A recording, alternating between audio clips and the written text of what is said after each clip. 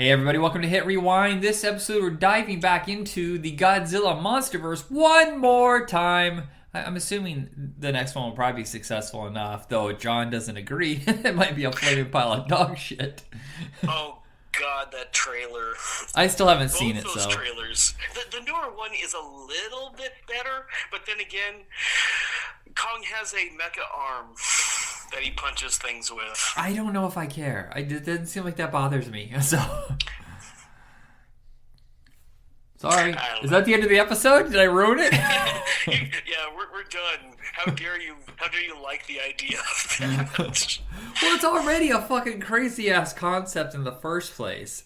So I'm just like, yeah, I'll ride that train. I don't give a shit. I mean, problem is I think is because you just came off of probably the greatest Godzilla movie of all time, which I have not seen, and then you're going into the silly.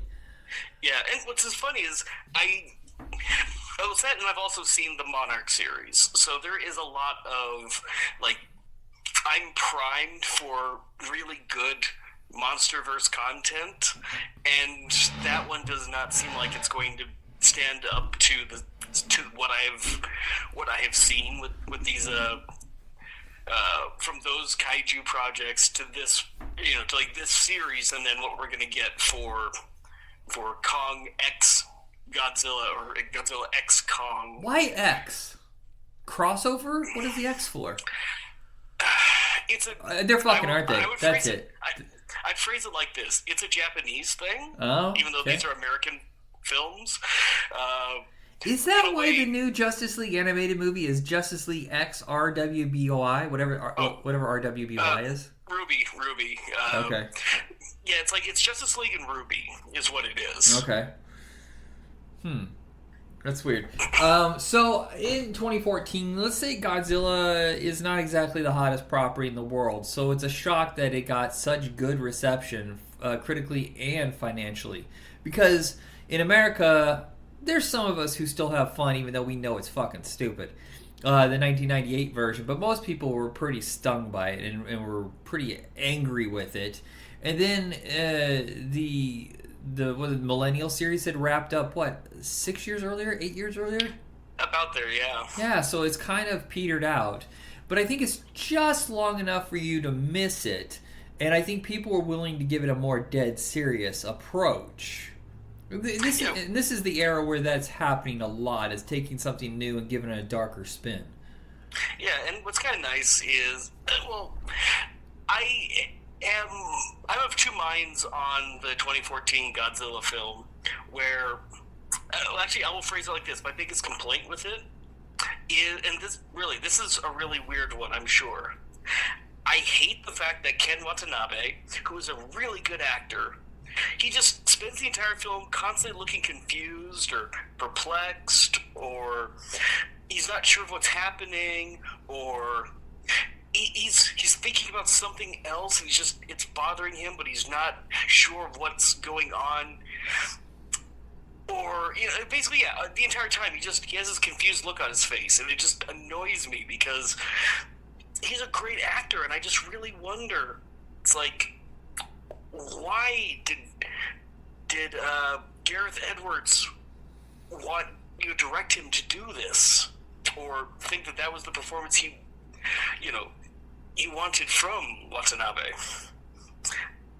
Like, I mean, I know people bitch about this film, that there's a lack of Godzilla.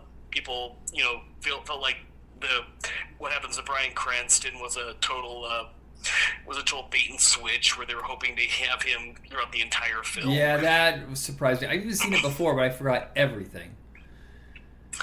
But I had a problem with that that, and also I think the Muto's designs are really stupid. Oh yeah, that was. For me, my problem with this is that it doesn't want to have any fun whatsoever, and it's so drab. It's the grayest movie I've ever seen. That's not actually shot in black and white.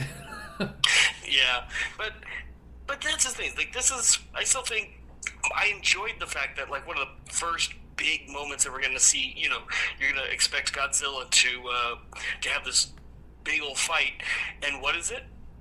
They close a door on you, and you're left seeing, like, what happens on video monitors and stuff. And I think that was just kind of like Yeah, we're gonna tease you a little bit before we have the big battle at the end, and I didn't have an issue with that. But having seen Monarch, and I know you haven't seen this show yet. Not yet, no. But it's kind of fun because the opening credit, the title sequence, is in Monarch. You actually see what they're doing the entire time. Okay. And it's kind of fun to see, essentially seeing the full perspective of what that them trying to kill Godzilla is, and the repercussions of that, as well as in San Francisco when Godzilla shows up and is destroying Golden Gate Bridge. You actually have a lot more context in the show where just how terrifying that moment is. But overall, this film, is it just me, or does Aaron Taylor Johnson just never seem like he really wants to go home? No, he never seems like he wants to be in this movie. Well, but his entire thing is, okay, he's separated from his family, and Godzilla has come and he's destroying shit, and these other monsters are there destroying shit. And every moment that he could go home, he's going to all of a sudden, oh, no, I'm going to go off and do this other thing because monsters, and I'm in the military, but no, it's like, but my wife and child are in danger. Let's go off and do an airdrop, or let's go off and get on that. I'm getting on this train with a bomb. I'm the only person who can take care of this bomb, of course. Yeah. And it just every single thing. He's like, yeah, I would rather have had Bryan Cranston running around being Raymond Burr from the U.S. version of Godzilla. For God's sakes, I'd rather have that than this lame story of military people who are basically completely ineffectual. Hell, we get a better version of that in Shin Godzilla anyway. Okay. But yeah, I think the movie's fine. There's some good moments. Yeah. I think it's even though it's drab as hell, there is some very beautiful stuff. Again, that airdrop where they're jumping down, you got all that red flares and stuff. Right. As they're going past Godzilla, it's like beautifully, beautiful stuff. And there are things here and there that are just, there's a lot of stuff that it's just. I think it's a fine film, but it's definitely not the strongest of these films. Here's the thing: is I think the problem is you start off with such a great opening sequence where I was tearing up when he has. It's Bryan Cranston's performance that anchors this, and then when they take them out of this, I'm like, yeah, I got no real problem with Aaron Taylor Johnson, but he just doesn't have that drive. Yeah, and Elizabeth Olsen is fine. There's nothing necessarily bad about this film. It's serviceable. It's not Godzilla 98, where it's like. But I think we all wanted more monster. We wanted more monster mayhem, and we've got rando creatures instead of even anything that we know. We see more of these stink bug creatures than we do Godzilla, and the titular monster we don't get that much of, and it does. I guess it does kind of feel like a betrayal in that sense. But as I said, I laughed my ass off in theaters when again that big first confrontation between Godzilla and the Muto, and it's where people are going into a shelter, and the door is closing in front of them, and it's like. That is extremely clever, and like I said, doing the fight on television screen, so you're seeing this, and then the aftermath as well. It's kind of like, okay, there's it's like we're seeing the destruction, the consequences, but yeah, we're all here to see monsters beat the shit out of each other, really. So after this one, of course, this is a massive hit, so they decided to go with. Now, did they? It's Legendary Pictures, the ones that are behind this run. Did they already plan a MonsterVerse, or was this like a holy shit? We got it right. People like this. Let's go ahead. I don't think they had the whole plans to do a whole MonsterVerse. It was because this one doesn't. Godzilla doesn't really tease much. From this, it's just okay. Yeah, here's we've got monsters. They've been hiding in the earth, but that's about it. Okay. It's like we're going to test the waters, and if this does good, then we'll do something else. And that, again, that ended up being Kong, which is. I didn't look this up. I hope maybe you did. I didn't see, because if I remember right, Universal has the rights, or had the rights to King Kong. Yeah, I'm not sure how this works, because there's a whole case with King Kong is that, they didn't actually buy the rights in the first place. So when they tried to sue for Donkey Kong, so they said they own the rights to the name Kong, and so they sued Nintendo, but then they proved that they never actually optioned the rights from RKO, who were the first company to actually do it. But RKO never pressed it because they were out of business. Who's going to claim that if there's nobody around? And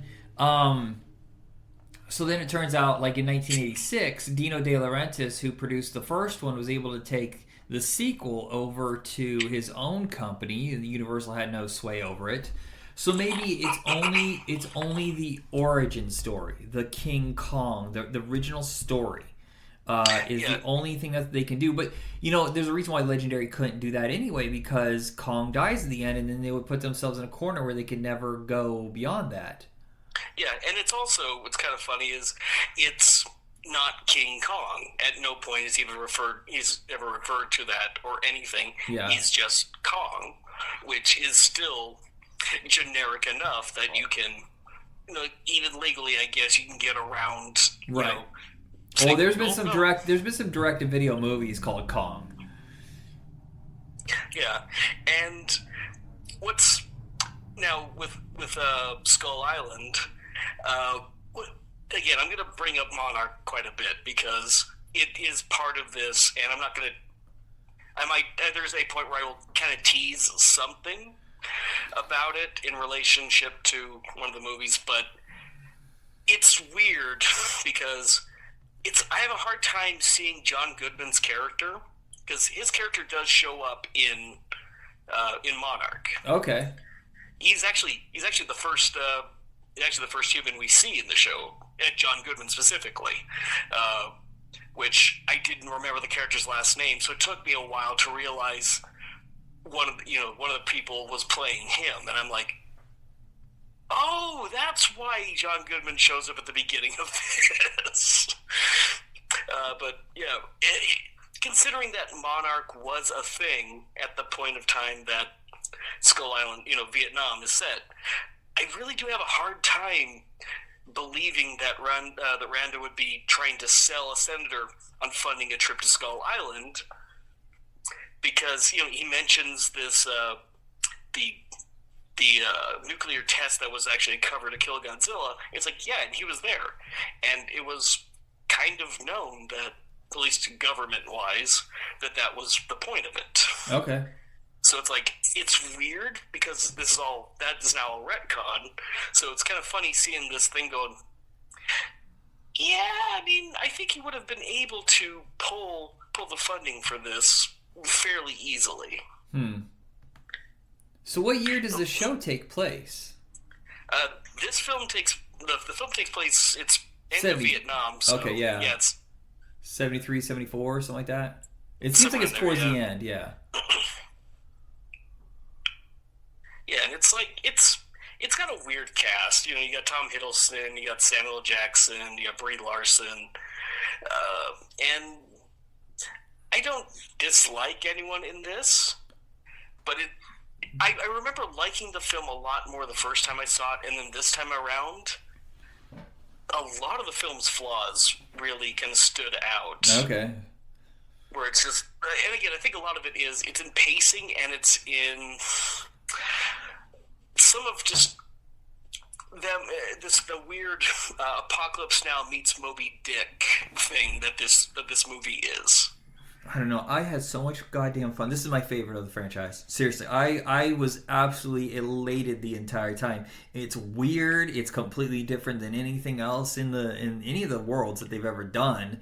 The cast is bizarre.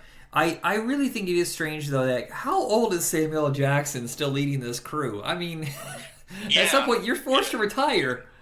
Well, what's funny is also John Goodman, his character dies in this film, and again, retcon for a show that came out years later. I'm assuming that sequence happens, like the sequence that we see at the very opening of the film happens later, because he's also on, if I remember right, Skull Island. Yeah, and he gets sucked up and his flash keeps going off inside that creature. Yeah, but he's alive, and he throws like this package onto the ocean, and that sets some events up in the show. Okay. But it's like, wait a minute, when does that happen? Because at some point, John Goodman is running from monsters, and I think he gets killed there. But in this, he gets eaten by a skull crawler. So how does that work? Yeah. But again, TV show years later.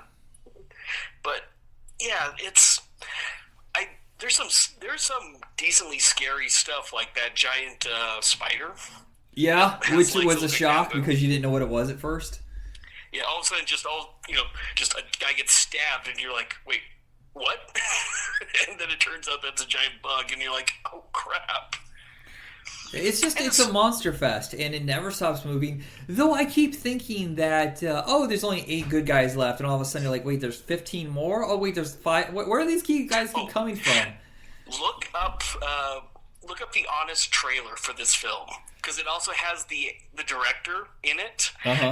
Going and saying, oh, come on, don't be lazy. Here are some actual problems with the film. And he goes off and actually has them... he actually goes and points out, there's too many characters, and we just got to keep finding more for whatever reason. Because they need to slaughter them like crazy. Yeah, oh God, John C. Reilly is so great in this. He is, oh my God, and the ending. I never noticed the ending when he's back home. That was really sweet. I thought that was nice to give the character.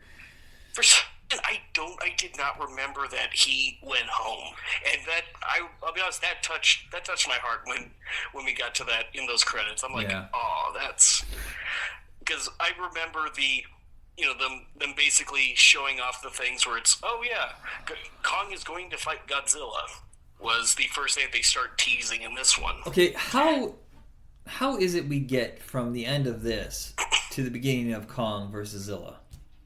I don't understand. Well, that is partially because of King of Monsters. That's I technically I don't understand why you get that, how they build that dome so quickly. in a general, I mean, they must have been building that thing for a long ass time. But then again, no one really knew that Godzilla.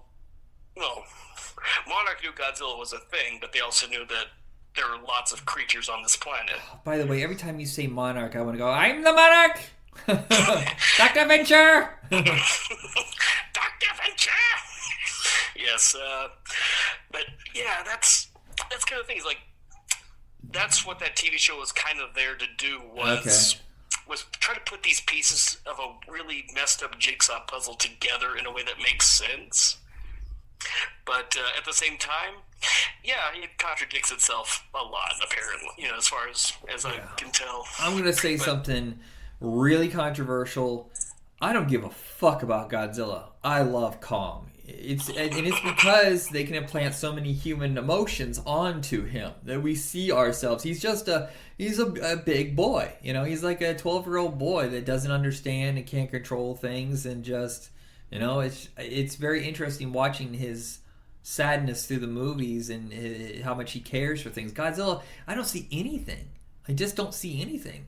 Like, oh, he's a hero to the people. He's here to save. I don't. How do you know this? There's nothing that tells you this. No. There's a thing from the trailer of this new film that really annoys me, where they talk about there's a line as I recall the trailer that says, "Godzilla is the protector of the Earth. Kong is the protector of humanity." And so what? Godzilla's kind of like Gaia thing going. Well, that does kind of tie in a little bit to King of the Monsters, because that's the whole him being his species, I guess, are the ones that are that kind of are the alpha creature. Yeah, the Titans, right? Yeah, of all the Titans, whereas you have Ghidorah, which is a space. I do respect that they actually made Ghidorah a space monster.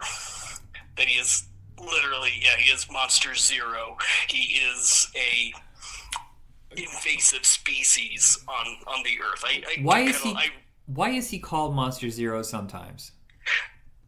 I want to say that's because that's the first. I want to say it was not the first one they found, but I think it's one of the ones where I guess he defies. I don't know. I'm trying to think of like what they say in the show, and I don't think they ever even bring him up at any point. Yeah. Okay. Beyond that, there's a creature in the Antarctic.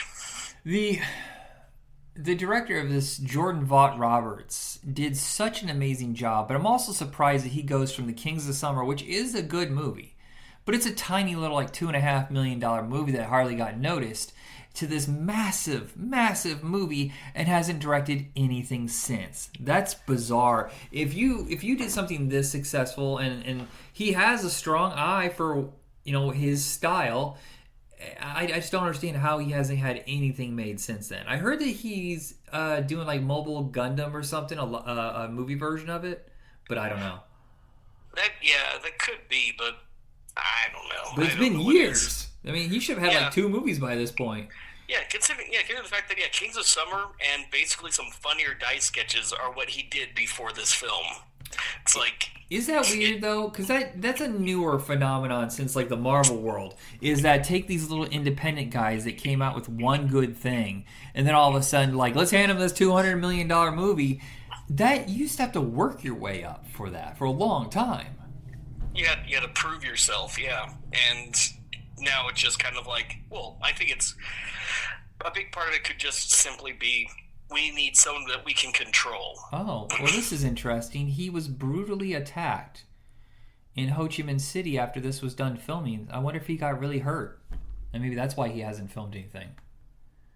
I would hope not. Not really not that hurt as bad as that prevents him from working. Yeah, but maybe psychic, like a mental thing. Maybe. Yeah. It says here he has Mobile Gundam, 2 movies back to back, and an animated series that's going to tie them together coming soon. So maybe this is just a big, big project he's been working on. Well, hopefully he can make Gundam interesting, because Gundam really isn't. Or most of Gundam really isn't. Okay. So our next film is Godzilla vs. Kong. Now this is one that came out during COVID. I remember it was a big deal. Actually, we missed King of Monsters. I did. I'm sorry. King of Monsters. What a gorgeous looking movie. King of Monsters. This is the one that we really wanted. Really. Yeah. This is everything that you. If you're a fan of especially the Millennium run, is kind of boiled down into this movie. Yeah, it's like, we got Mothra, we got Rodan, we got motherfucking Ghidorah. We even got the Oxygen Destroyer in this film. What is that? I don't remember that. That was the thing that kills Godzilla in the original film. Oh. Okay.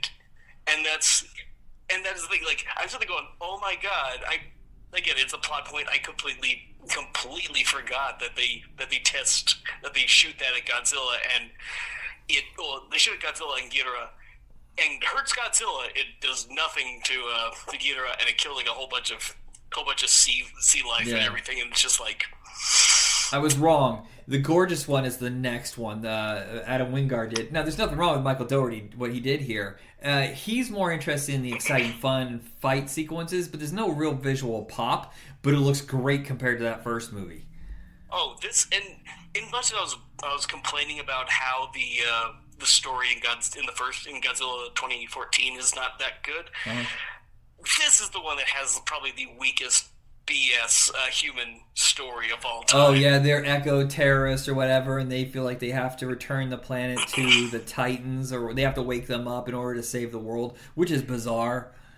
Yeah, it's like I like seeing Charles Dance. Charles Dance makes a fun villain. Oh yeah, but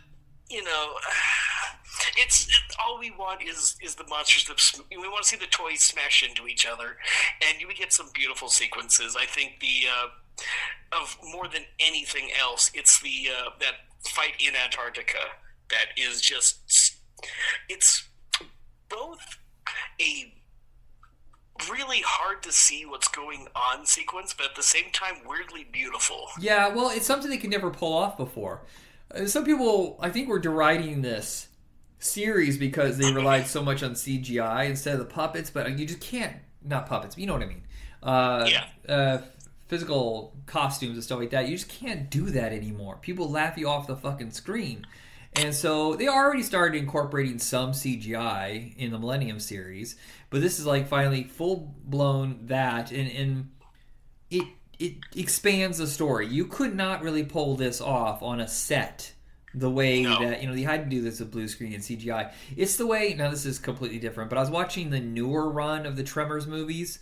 I was not a real fan of, but I do appreciate that they were able to create new Tremor monsters, because instead of reusing the same special effects over and over and over to save money, they were able to do CGI and kind of go in different direction with the characters and action pieces.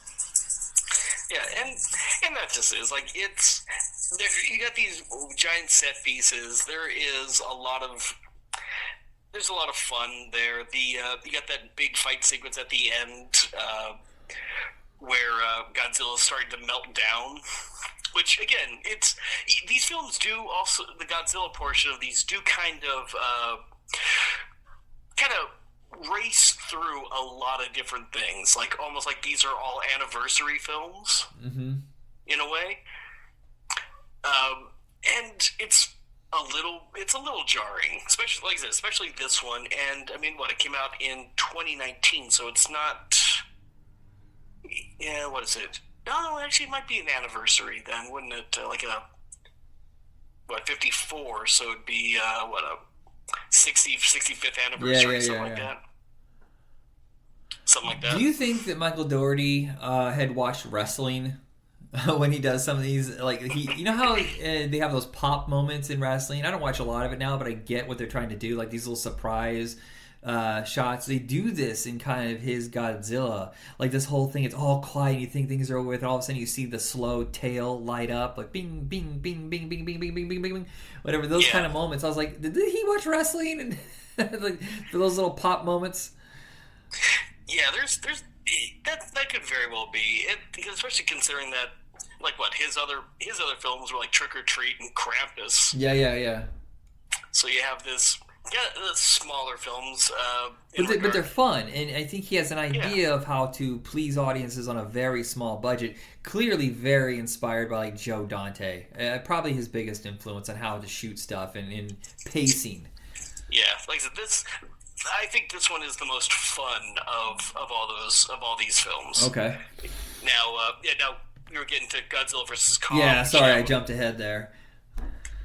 Was a COVID film. Yeah, it's one of those where it wasn't the first movie, the first major studio movie to do simultaneous streaming and also theatrical. Yeah, because I don't think Mortal Kombat. No, that's like 2 months later, or 3 months later. It's that it goes that Mortal Kombat, then Suicide Squad, and I think Warner Brothers realized, well, first off, it's starting to taper off some, but also we shot ourselves in the fucking foot by doing this at the same time. Yeah. Now with these ones, this does tie in to the previous film, so you actually have characters returning. Uh, but all of a sudden, now there's this company, Apex Cybernetics, that is now. Here's where Monarch really is a tease on this. You see Apex Cybernetics, and you see a character who works there, and they have something very big that ties into this film, but they never say it at any point. But this is a character who definitely is responsible for stuff, and this is like when the Monarch series is first set. Main story is set is it crosses between like the 50s and then 2014, like post Godzilla. Okay. So they kind of tease a lot of stuff that's going to happen. If you haven't seen this film, they tease a lot of stuff that's going to happen in this film. But what's kind of funny is this movie and Ghostbusters Afterlife are two films that came out in the same year. Maybe there's more that feature this, but I specifically remember these two. That they use a podcaster as a main character, and it's a character that is either a bit crazy or on the spectrum. I don't know. Yeah. But it's like, I don't know. It kind of feels like a lazy attack on a extremely popular hobby, and I feel a little attacked here. Yeah. I'm the crazy one, so I can't argue. But also, in all seriousness, this does have something that really pisses me off, where they have the crazy conspiracy theorist be right instead of being a crazy crackpot. Because let's be honest, Bernie is a fucking nut job. Yeah, well, it's also really irresponsible in this day and age of so much being taken over by poorly researched bullshit from conspiracy theorists who would then pitch you on something like, my new deodorant, my new testosterone pills. Yeah, and it's like, this is a guy who showers with bleach to get the government spy stuff off of him. Burn your weenie. And it genuinely, yeah, it's like, in this day and age, that should not be encouraged in any way, to have a character who's that crazy be right. It's like, yes, I can divorce myself from a lot of stuff. I can, having characters who you don't particularly like being parts of films and all that stuff. I'm not saying you can't do it or shouldn't do it, but at the same time, now it's not really the time to validate these sorts of things, because the world is really fucking dumb. So give it some time. So Adam Wingard, I'm sure, was hired because of The Guest, and he brought such glow to this, neon 80s glow to this, which I truly loved. And I loved the sequence in that middle beneath the earth kind of thing. I love that. Yeah, the hollow earth. Yeah, and they tried to explain how it works as they were going down. I thought that was really clever. I prefer the Kong story more. I prefer the cast more. I really felt for that little girl teaching and communicating to him with sign language. Yeah. Now, here's one thing where when I was bringing up the thing about the trailer for the new one, Kong being the protector of humanity, Kong doesn't really seem to give a flying fuck about people. He is just blowing shit up, left and right. He doesn't seem to be watching his step in any meaningful way. He's pretty much just a force of destruction, just like Godzilla is. Uh-huh. Except for the little girl. That's like the only time he seems to care is, the little girl is being threatened. Yeah. I'm going to smash some people. Well, I think that gives more credence to him being like a 12-year-old boy, or even younger. His mentality is kind of ADHD, adrenaline rush. He's impulsive, doesn't think things through. Like him attacking Godzilla when Godzilla is clearly, I'm sorry, I know it's going to upset Kong fans, Godzilla's clearly more powerful than Kong. And he just goes at him, and Godzilla's just like, get the fuck off me, kid. Yeah. Now I will say it's like, especially that boat sequence. Oh my god, that is so fun. Yeah. That is such a fun bit. It's actually a lot more. There's a lot more tension in that sequence than I remembered as well. But of course, this film has Mechagodzilla, and what do they build Mechagodzilla out of? King Ghidorah. See, is that's not what they normally do, right? Usually it's just, this is a weapon that we're going to use to fight Godzilla, which is still the stupidest fucking thing I've ever heard That was in the Heisei films, because that was I think it was Mechagodzilla 2 or the one right after it. Yeah. Where they were like, oh yeah, we came back from the future, and we brought our giant robot with us, and we're going to do this. Oh, and we built it out of, and I think they destroy it, but there's also Ghidorah and that, so it's like, oh, we just put those two things together. There's no way that this is going to go badly. And let's be honest, even looking at the design, and once we see this thing just beginning in action before we get this reveal, we all knew it was going to go rogue and destroy things. Yeah. I mean, there's nothing about it that said, oh, this is going to work out for humanity. So it looks like this might be the end. But I'm sure, anything, when it's successful enough, they'll just split it apart. They'll just go in their day. Like, Kong will have some movies and Godzilla will have some movies. They'll be lower budget. Because these are pretty expensive. And if they're not bringing in the money, they're going to cut back. A Godzilla movie can cost like $100 million, not $225 or whatever they cost to put them together. Yeah, because again, this next one is going to have more Kongs in it somehow, somewhere. I'm guessing, did they get them wet? Did he multiply that way? Well, okay, one of two things is going to happen. Either in the Hollow Earth itself is where the Kongs are. We just didn't get enough time to spend figuring that out. Or there's a thing that's in Monarch that is, you kind of see it in Godzilla vs. Kong, which when they're going into the Hollow Earth, that little light show that they pass through, that is actually a thing that we end up getting a kind of see what it actually is called. Was it Axis Mundi?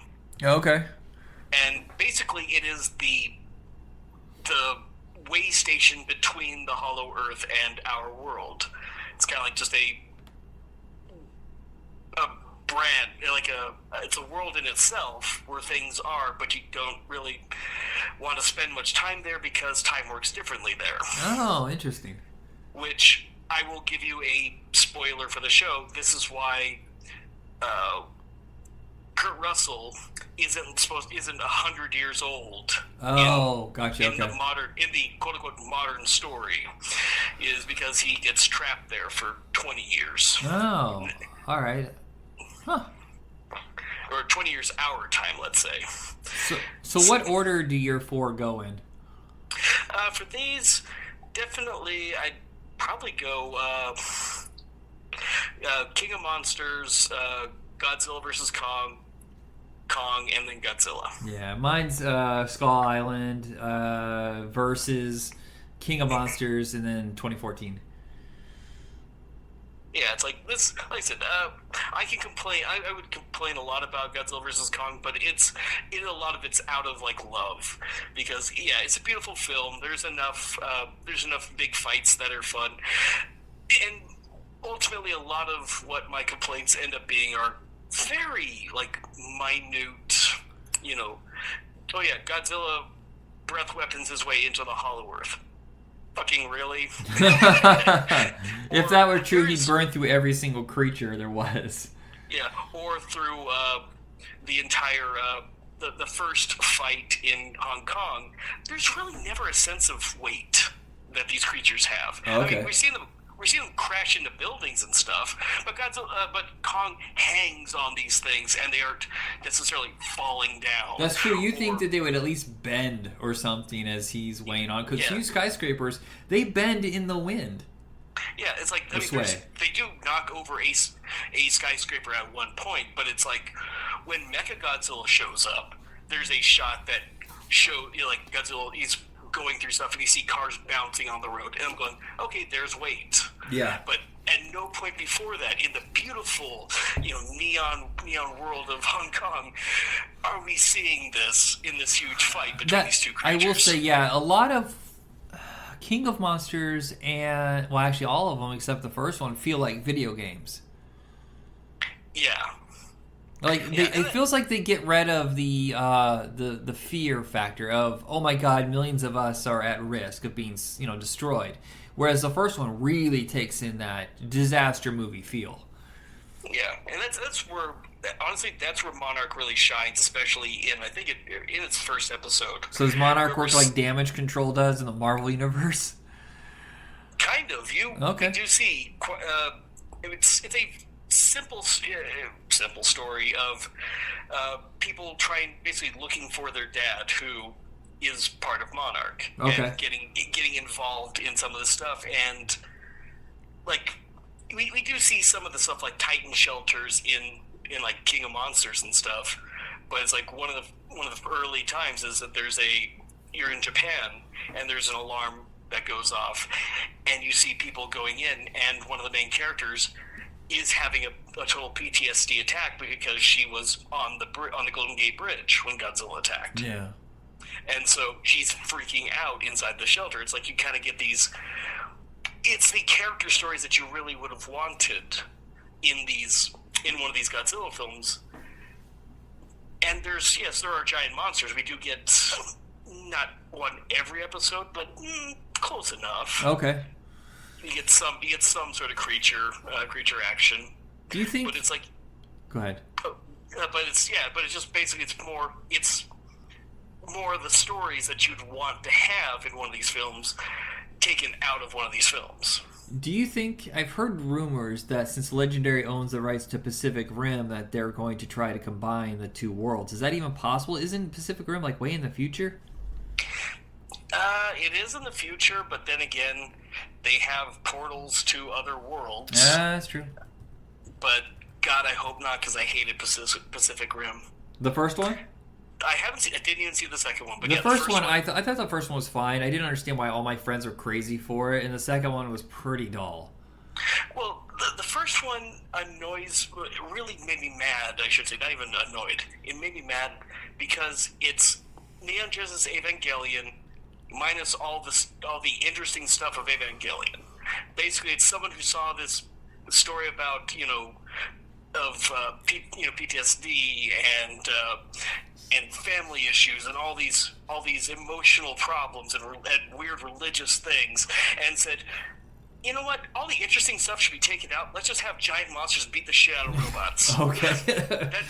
So much so that they basically rip off one of the fights almost shot for shot, whether you have the Jaeger running through the city and smashing into this creature and stuff, and it's very close to like the first, second episode's main battle.